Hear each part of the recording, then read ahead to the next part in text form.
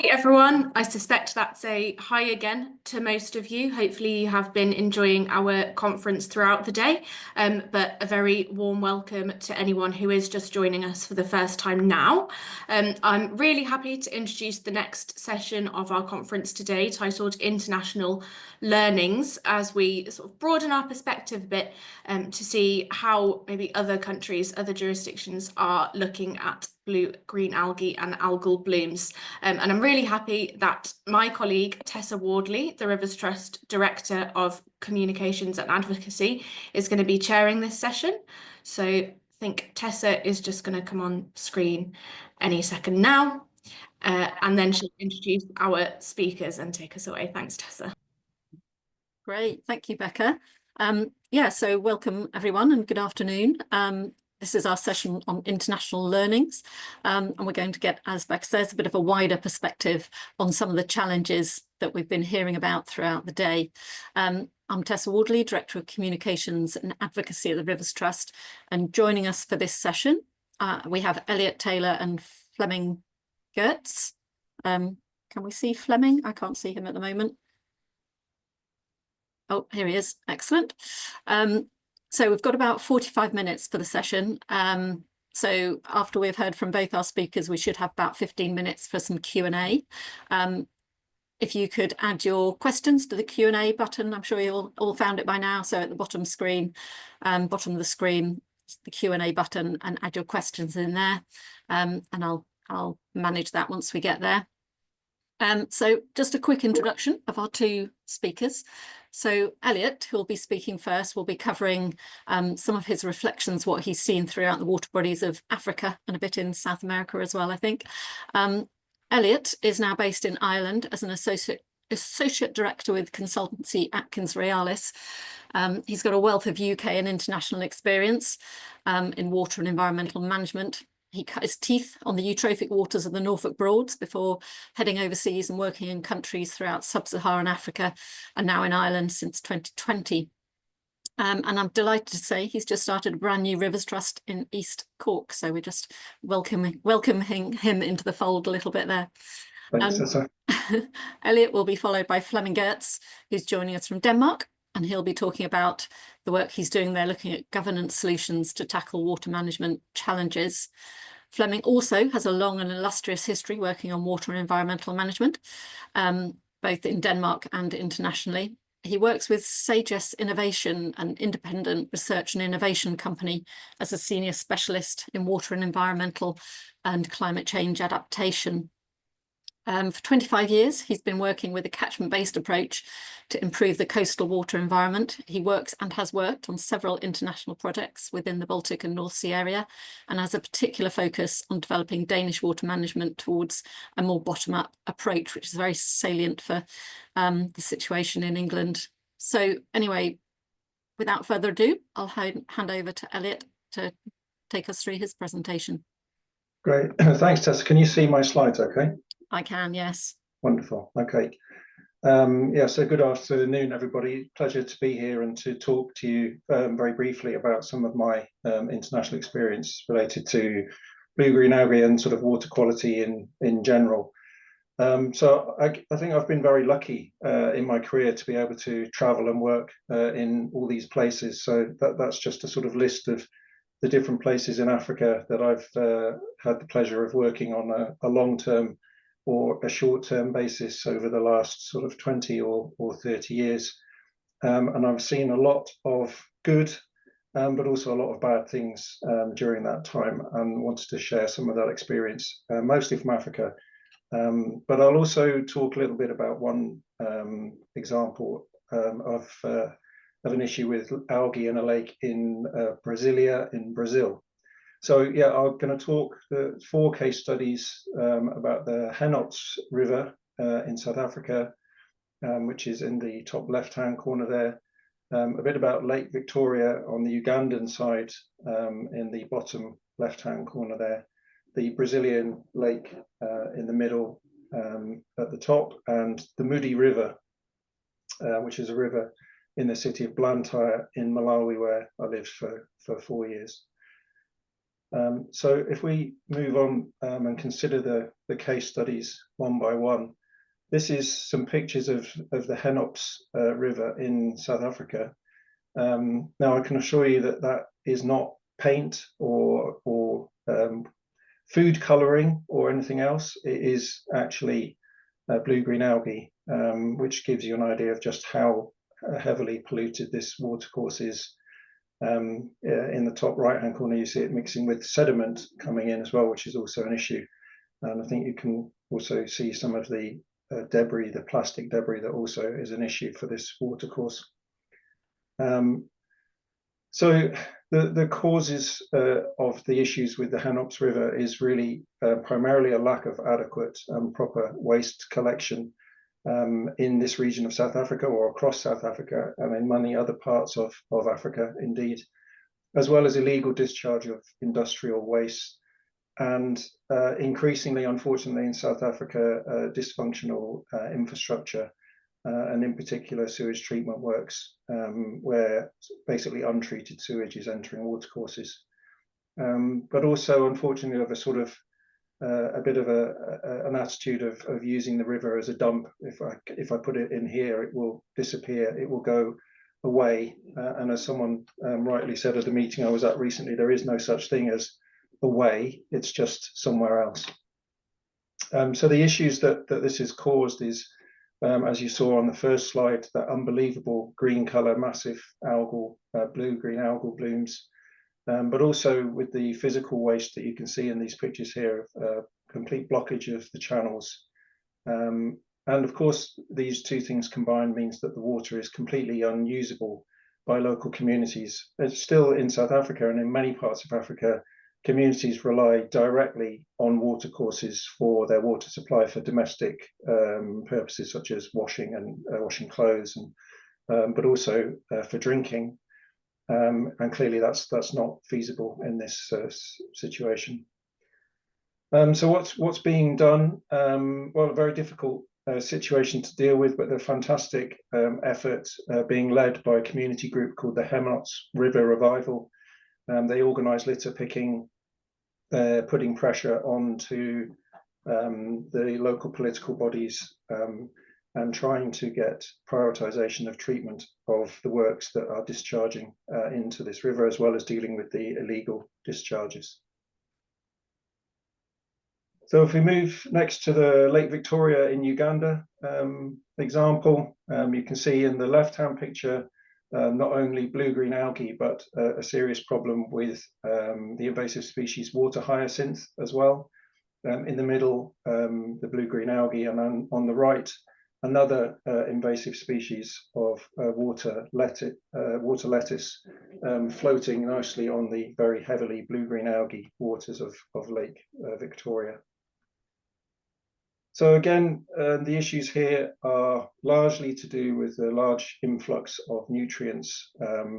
Lake Victoria sits on the boundaries of Uganda, Kenya, and Tanzania. Increasingly large conurbations around the lake from those areas. Growing lakeside population, land use changes, so a lot of intensive agriculture, and so nutrients from agriculture industry and urbanization going into the lake, and this combined with climate change and temperature increases, creating ideal conditions for blue-green algae. You can see the two guys there in their scuba diving kits, who I don't think I would get into that water myself, but they were in there to try and remove some of the old fishing nets that are also a problem for current fishermen, but also for causing fish kills themselves. Of course, the issues caused by this kind of pollution increased difficulty in fishing. So the fishermen find it much more difficult to see their nets and deploy their nets, particularly with the invasive species. The algae dieback leads to deoxygenation and fish kills, and again, inability to use the water for drinking and domestic purposes. So things that are being done in Uganda, again, a community action group called the Uganda Junior Rangers, very active group led by a very dedicated, motivated Ugandan who was kind enough to share some of their photographs with me. The issues of larger issues of treating the urban discharges from sewage treatment works are being addressed by the Lake Victoria Basin Commission, which is a joint commission of the 3 countries that has responsibility for managing the lake. And again, they're looking at increasing investment and providing the political will to try and address these issues. And the next example was actually one that I heard at a conference that I was at a few years ago, which I thought was quite a nice kind of tale of ecological consequences of political decisions. So this is Lake Paranoá in Brasilia, in Brazil. And Brasilia is where the president's palace sits. The official version was that the fishermen on the lake were perceived as a security threat because they could theoretically access direct onto his lands. But there was also some suggestion that he just didn't like his view being spoiled by a large number of people out fishing on the lake. So he banned all fishing on the lake. And the result was that as the vast majority of fish that the fishermen were catching are planktivorous fish, once the ban on fishing was implemented, there was no fish to be eating the algae, and so the algae were not being removed from the system anymore. It was uncontrolled, and then that led to a massive deoxygenation event and an associated fish kill. So instead of fishermen, the president was left with thousands of tons of dead and stinking fish on the shore of his palace instead. And once the explanation was given as to why this has happened, the fishermen were duly invited back and allowed to carry on with their activities. The last example is actually the Mudi River in Malawi. I lived here for 4 years in the town of Blantyre, the city of Blantyre, Malawi's second city. My kids went to the school there. This is some of their peers in the picture on the left, pointing at the large quantity of physical waste that is always seen along the Mudi River. And it's really quite a sight to behold, and the smell coming from it as well is pretty awful. The causes here is largely textile factories in Blantyre that release untreated discharges. And when they've been tried to be held to account, unfortunately, Malawi is somewhat prone to corruption and bribery, and so people have managed to pay off those in charge so that they don't have to implement changes to their discharges. So I looked into this just sort of from a personal interest when I was living in Blantyre, and I got a report from the environmental health officer, which was really alarming. From the work that they'd done, they found that the water was toxic to drink. People who tried to wash in the Mudi River downstream of Blantyre found that they would get open sores on their skin. And people who tried to wash their clothes and it would find that their clothes would dissolve. And if people tried to use it for irrigation, their crops would die. So it really was an extremely toxic and terrible situation. So again, the solutions being used here, the Mudi River Facebook group, which is actually obviously a physical group on the ground as well, which is a group of concerned citizens who've come together to try and address the issue. And they've involved the Blantyre City Council, nice video on their Facebook site of the mayor involving himself personally in the cleanup, pickup, litter picking operation. And again, pushing for political investment, financial investment, and political will. So that's just a whistle-stop tour of some of the things that I've seen as I've toured around on my career to date. I hope you find those interesting and helpful. I'll call it there. Thanks very much. Thanks, Eliot, with some fairly dramatic images there and some fairly extreme situations, I would think. But we'll pass on to Flemming now to take us through his presentation. Yes, thank you very much, and thank you for the invitation. I will try to share my screen.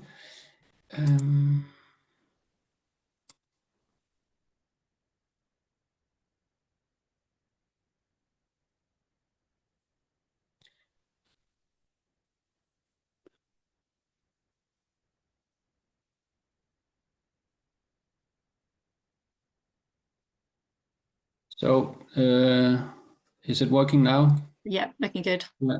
Okay, great. Thank you. And can you see my mouse working here? Yeah. Okay, great. All right. Thank you very much, and happy to be here with all you Rivers Trust people. I've been working with some of you over the years. Always been enjoyable, and we learned a lot during these years. And what I will talking about is governance, and I actually learned over the years that it's often a topic that is a little bit difficult to talk about, because we often think the governance system as something that is there, and we don't think that much about it. But in perspective, it's actually so important to have the right governance system for the problem we want to solve. And now just a few slides on let's see, how do I? Yeah, okay. So blue gene algae is in focus here. So this is a picture of the Baltic Sea, and you can see that there is algae blooms. That's the red color, and it's actually blue-green algae in large scale. And this is with catchment from Sweden, Finland, the Baltic countries, Poland, Russia, Germany, and Denmark as well. So if you want to solve that problem, you really have to set up quite a big governance system to solve that problem. In Denmark, we also have algae blooms, and you also see algae blooms along the Danish west coast. That is not blue gene algae, because of the salinity is too low, or sorry, too high for algae blooms. Blue gene algae is basically only in fresh water and in brackish water. So yeah, this is just a satellite photo where you can really see the blue gene algae and the current in the Baltic Sea. Sweden is on the left, and the Finnish Environmental Institute is every year making a prediction for algae risk of algae blooms. So in the Danish context, we have algae blooms in brackish water. This is part of an inner system where the salinity is maybe 10-15 ppm, and we also see it in lakes. This is a lake north of Copenhagen. So yeah, we have water as green as you have it, or in Africa. So unfortunately. All right, back to talking a little bit about governance. So what we have been doing in Denmark for decades is a very top-down system to regulate nutrients. There was in 87 set a goal for a 50% reduction in nitrogen leaching from fields. And that was imposed with a lot of regulation, storage for manure, green fields, catch crops, so on, a system for fertilizer accounts, and very complicated and so on. But it worked. So what you see here is basically that back in that time, we used mineral fertilizer and manure, but with a much higher utilization of the animal manure. It was possible to, with all this regulation, to reduce the use of, or cut the use of mineral fertilizer with 50% over the years. And that led to a decrease in the yearly loads of nitrogen to Danish coastal waters by almost 50%. during the 90s, and then it kind of stopped around 2010, the decrease, because then all the measures was in use, all the top-down measures possible to use by legislation, and then nothing really happened, and as you can see, we have a flat line the last 15 years, and that's because, or what should I say? So we have been thinking a lot about that, and a lot of plans have been made. Of course, water frame directive, river management plans, and so on. But they didn't really work because all the measures, all the top-down measures, was in use. I'll come back to what happened. But when you do all this top-down legislation or top-down thinking, you can of course implement a plan by legislation. That's no problem. But it has a downside. And that is, we have seen a lot of confrontation among farmers to the authorities, lack of trust to the plans, and really no ownership to anything, because nobody had ownership to what was done. It was done by legislation, more or less. So we had to kind of rethink how this is done, and that's why I've been working with a more bottom-up approach for quite some years.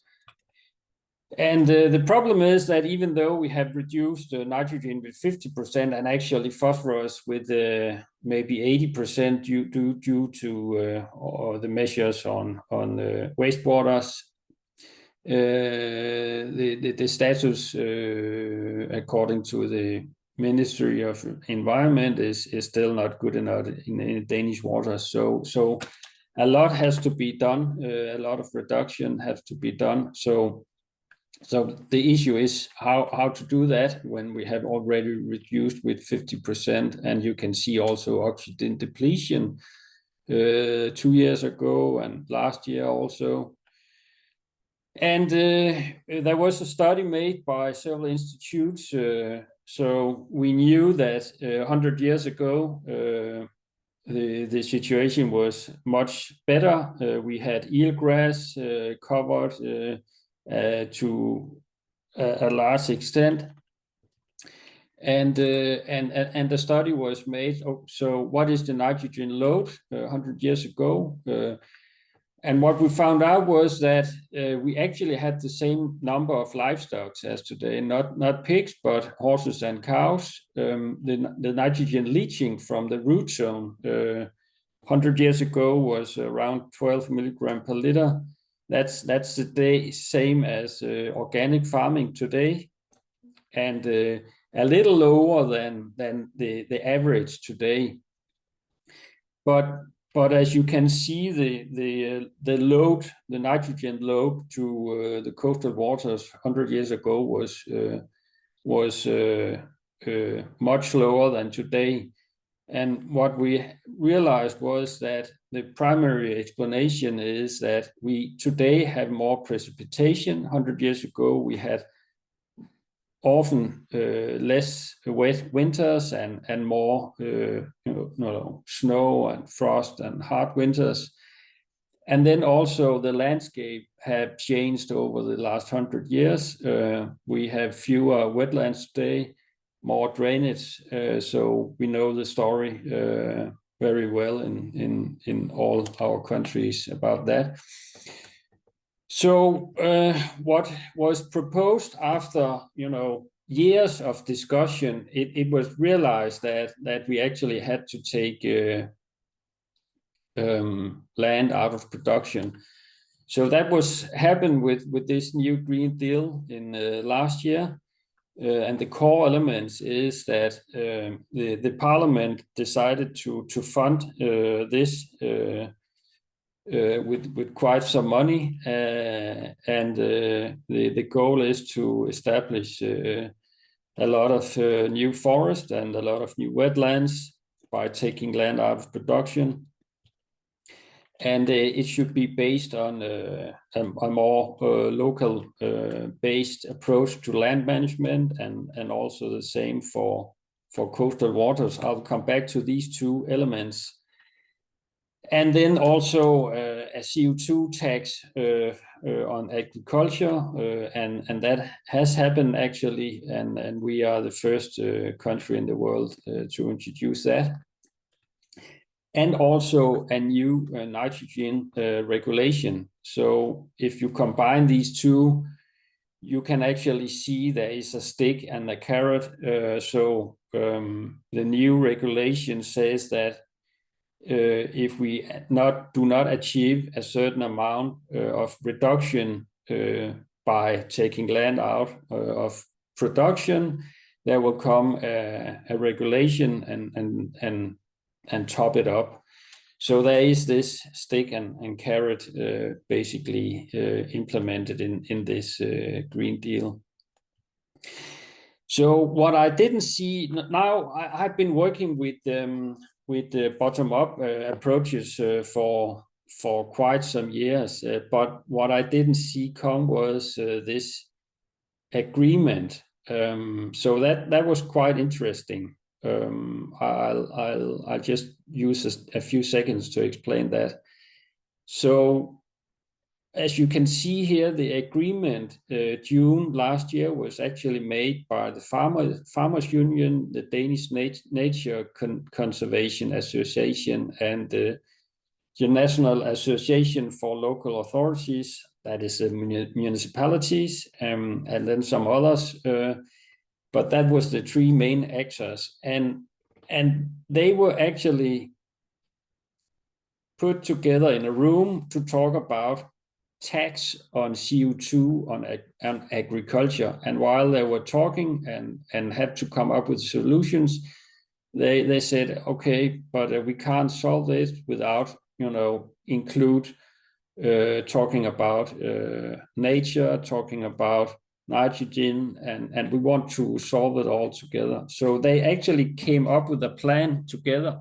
And of course, it helped a lot that the parliament or the government said, we want to, we have a budget for doing all this. That was the main driver for this could happen. But they actually came up with this plan, and then it was later adopted by the parliament in November last year. And that also, within that plan, they also adopted two structures for bottom-up processes. I will explain them. So one of the structure is an implementing structure. We can maybe translate it into implementing committees, and then coastal water boards. And the difference is that the implementing committee is working with implementing stuff, and the coastal water board is doing all the other, like designing and understanding and investigating and come up with an even better plan every second year or so.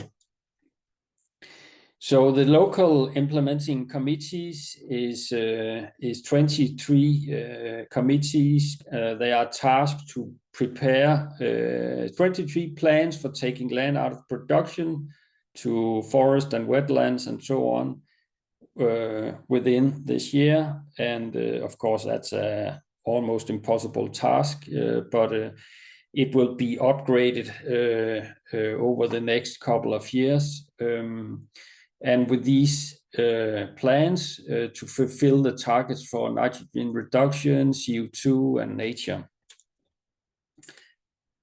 And these local implementation committees is basically the municipalities, the local farmer union, the Danish Nature Conservation Association, and then nature agencies. And the committees is kind of a decision committee, and then we have the technical level below, where we have the municipalities and the catchment officers. And then we have the Coastal Water Board.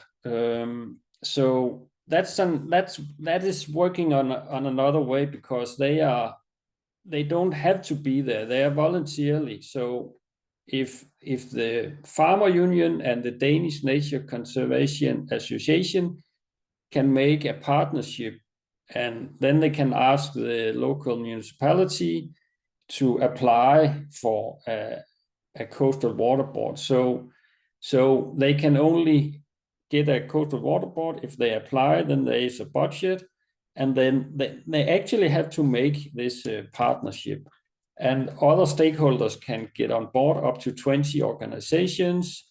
They have a budget so they can actually pay experts to do some work. And for now, it's up to 18 coastal water boards that is possible.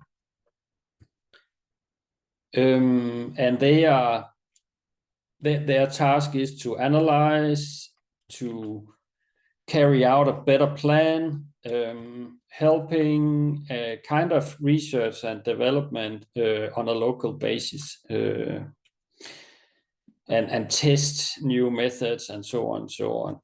So the interconnection here is that the Coastal Water Board is making local-based analysis that go into the coming National River Basin Management Plan for that area.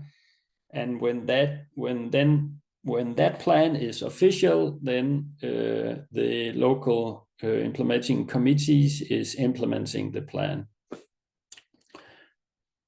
So I have to finish up, and the bottom line here, the message is, you have to think about what problem you want to solve, and then you have to build the governance system for specifically for that problem. So the learning is from the Danish perspective is that we actually made a governance engine that was able to reduce the nitrogen leaching with 50%, but we were not able to use that engine for establish good ecological status in our coastal waters. So yeah, we are in a transition from and making a new governance system for solving that problem. So the Danish water governance system is pictured here. It's made by AI, and of course, why I show this is, of course, that governance system is really complex, and you have to think about it how you want to make it. So yeah, so thank you for your attention.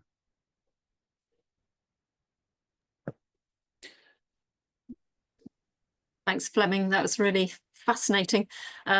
These questions are so pertinent to us at the moment in England and Wales, where we've got the government have called an independent commission to look at. This is one of the themes they're looking at is those kind of governance questions.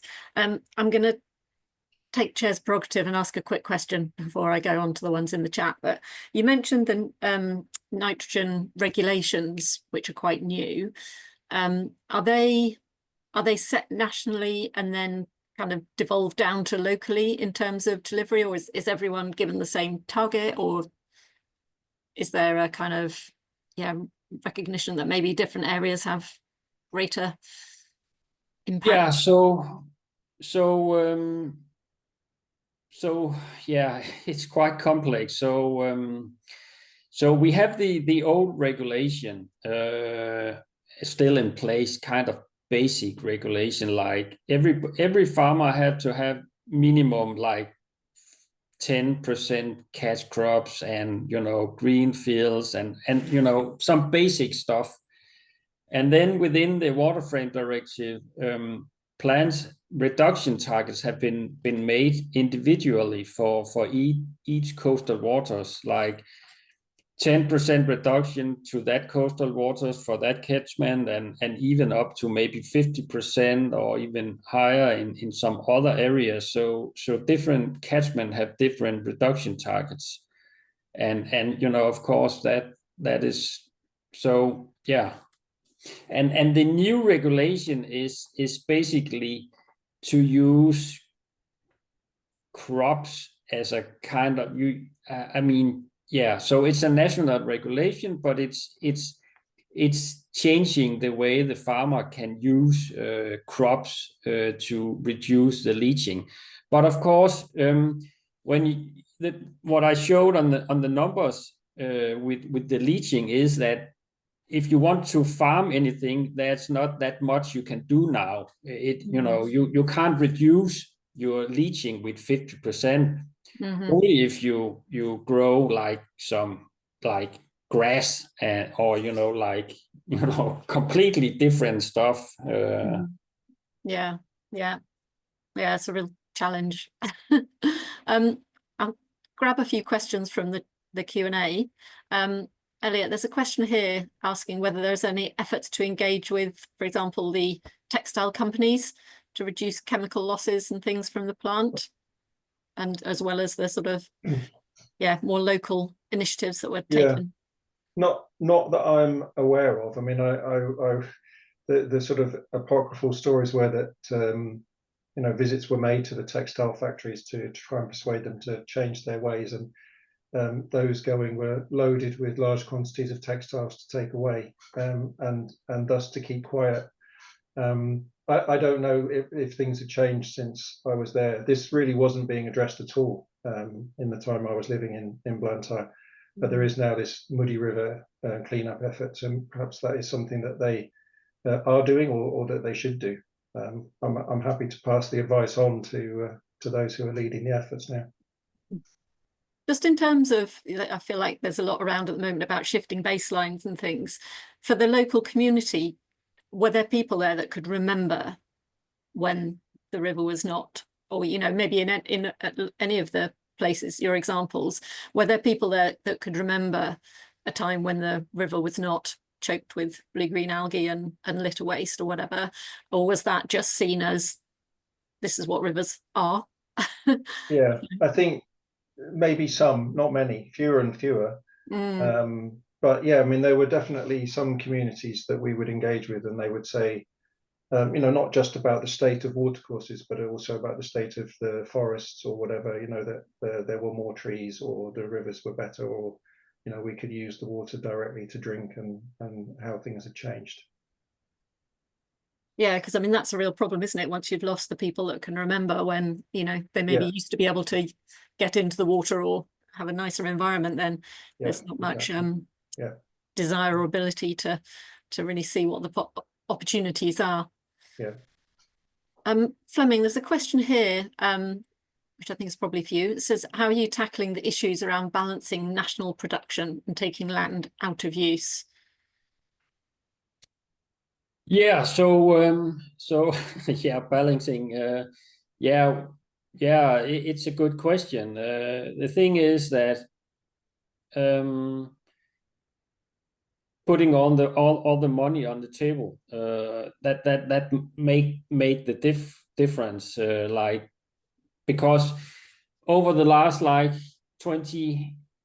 15 years maybe, some really high reduction targets have been made, for the agriculture, and nobody could really tell how to, how that should happen. And because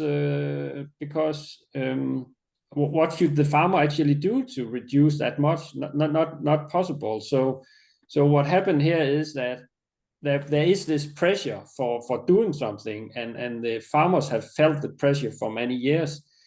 So now the government say, okay, we want to pay to take land out of production, and the farmers are actually willing to do that, because if we take this land out of production and stop drainage and so on, we can farm the other fields, and then we'll go with that solution. So I think it's due to a long discussion and a long pressure, and of course also the money, to compensate the farmers. So I think that's how it works. Yeah, I like I was reflecting on something that James said earlier on in the day about love your rivers but also love your farmers, and maybe we need to, at that community level, sort of start to appreciate more maybe what our farmers bring to the local environment. There's a question here from Marcus Macaulay, which says, with Denmark being a food and farming country like Northern Ireland and parts of GB, how has the Farmers Union adapted to the stick as well as the carrot? Yeah, I think my answer will be more or less the same as far as I understand the question. So this, this stick they have felt like since what, the 80s maybe, and I think there is a relief now that there is this money for compensate, because they can solve quite a lot of problems. They can take these organic soils out of production, so for climate and make more nature and so on, and adapt to the wishes from society. Society wants more nature, wants more green spaces, and so on. So I think there is a relief in the farming community, but the money the government put on the table is made all the difference, because a farmer can't afford to just take land out of production by themselves. Yeah, no, it's very similar situation here, I think. We're tight for time now, but I just wanted to put one more question to Eliot before we wrap up. There's a question, or maybe a comment, from Bill Briley, taking you back to your Norfolk roots. And he's talking about a picture which we can't see, but he's talking about the fish exclusion and allowing zooplankton to grow and graze on algae, including blue-greens. But I wondered if you'd seen some parallels. You gave the example of the sort of unintended consequences of stopping fishing in the lake. I can't remember, was that the South American example? Yeah, Brazil. If you've seen sort of parallels with, there's sort of been various experiments done on some of the Norfolk Broads, hasn't there, on fish exclusion zones and things to try and redress the balance. Yeah, I mean, it's about the sort of this idea of stable states theory, that even if you reduce nutrient levels down hugely, you can still often stay in this algal soup condition. And that's because the ecology has changed. You no longer have a very sort of diverse age structure to your fish population. You have a very large number of young fish that are all zooplanktivorous, and they eat all the zooplankton, which then can't eat the algae, and so it stays in this very green, soupy algal soup condition. And what they did in the Norfolk Broads was to exclude fish from certain areas, which allowed the zooplankton to take off, which then grazed the algae, and the water cleared, and then the plants came back. And then you could reintroduce fish again, and they would have a full range of their age sizes, from the small ones that are zooplanktivorous up to the bigger ones which eat plants and larger macroinvertebrates. So that's how it was working. I haven't seen that used elsewhere, but it's a similar issue, and that's why I put it in there, that lake in Brazil. Unintended consequences, somebody saying, oh, I don't want these fishermen, but not actually realizing the ecological connection of what they were doing, and the consequences of making one change in the system. Yeah, it's fascinating, isn't it? The balance, the delicate balance of ecosystems and how they can be disrupted by and just how difficult it is actually to get things back. Just for example, in the Norfolk Broads, huge quantities of money were spent reducing nutrient inputs. but they would still persist in this green algal condition until this artificial measure was used to change the situation. And not in the water environment, but on forestry in Malawi, for example. I think we saw a similar thing where forest has been removed and turned to agriculture. You can't just plant trees and expect a forest to come back again, because of the whole ecosystem and the rhizomes and so on that, you know, connect forests together. It takes a lot more than just planting trees to get forestry back, especially in very dry, harsh conditions like that. Yeah, fascinating. Thank you. Well, we're out of time, I'm afraid, but you know, love to talk longer, but such is life. I'll do it another time over a pint. But lovely to see you, and thanks both for joining us. It's been really fascinating. Thanks for the opportunity. It was a pleasure. No problem. Yeah, thanks. Thanks, everyone, and thank you, Tessa, for chairing that session so ably as well. We are a couple of minutes late, and I need to jump straight over to our final session of the day as well, which I would encourage you all to do with me, as we're going to take the chance to gather actually your thoughts, the thoughts of the audience, on what you've seen and heard today. So hopefully I will see you in just a few seconds in the final session of the day. Thank you.